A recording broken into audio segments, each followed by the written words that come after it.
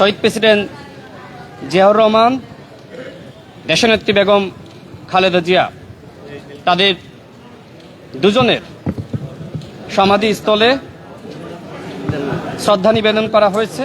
একই সাথে দোয়া মোনাজাত করা হয়েছে। আপনারা জানেন যে আজকে আপনারা সকলেই জানার কথা যে গতকাল বাংলাদেশের মাননীয় প্রধানমন্ত্রী, বিএনপির মাননীয় চেয়ারম্যান আমাকে তার রাজনৈতিক সহকারী হিসেবে আমার উপর আস্থা এবং বিশ্বাস রেখে দায়িত্ব অর্পণ করেছেন। আমি বাংলাদেশের মাননীয় প্রধানমন্ত্রীর সাথে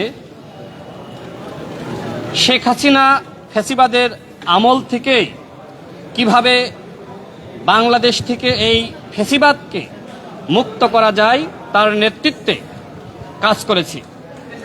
তার সাথে আমার